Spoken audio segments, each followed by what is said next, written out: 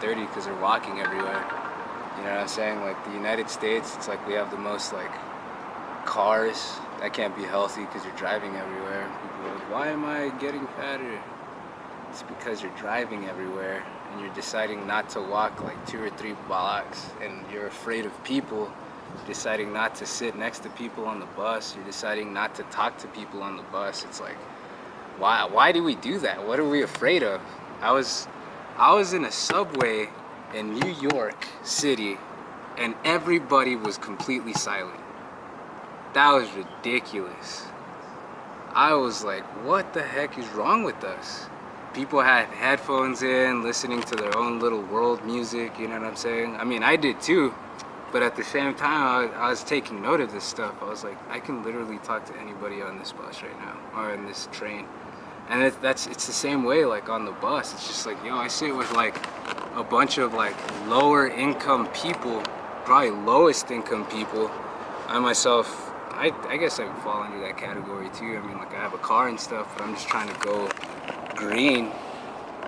And it's like, you know, talk to the guy next to you, talk to the woman next to you. I should have, but it's just like we have this like weird fear of like, oh no, that person's gonna pull a knife on me if I talk to them. Like, what the hell? Like, what kind of mentality is that?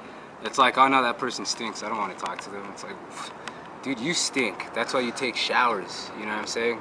This person's walked probably way more than you ever have in your life, and you're not gonna stop and say hello. Even hello, even saying hello. I heard this really amazing thing that a pastor out of New York City said once. He does a meet and greet before his sermon or whatever, and people have come up to him and come up to the leaders of the church and said, thank you. I was going to commit suicide, and because you forced us to hug one another, hug the person next to us, talk to the person next to us, that's what I looked forward to in my week. That's literally like 10 to 30 seconds of, you know, human interaction that you have. And you're changing not only like your habits, but also like the genuineness. Like everybody at that point feels uncomfortable. Like for somebody on a stage to tell 1,000, 2,000, 14,000 people to shake each other's hands, or to say hello, or to hug one another, to tell your neighbor that you love them, makes a huge difference in our psyche.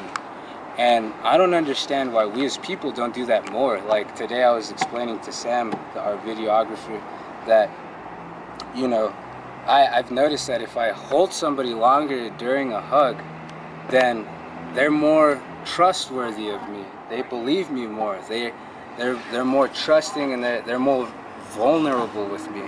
But at the same time, I'm taking my steps to become more vulnerable with them, you know what I mean? Because they could pull out a shank or something and like hurt me. But why would a person do that? So that's basically where I'm at with my life. Is just like, let's be more open as people. Let's be braver, and like let's go green. You know what I'm saying? Catch a bus, ride your bike or whatever, run, walk more. You know, love your neighbor, love your brother in Christ if you're a Christian. You know what I mean? There's a lot of religious stuff I don't want to get into, but at the same time, I do proclaim Jesus Christ. He came to save you. You know what I mean? If you need something in your life, Jesus is definitely a way out. It is the way. My bad. It is the way. He is the way.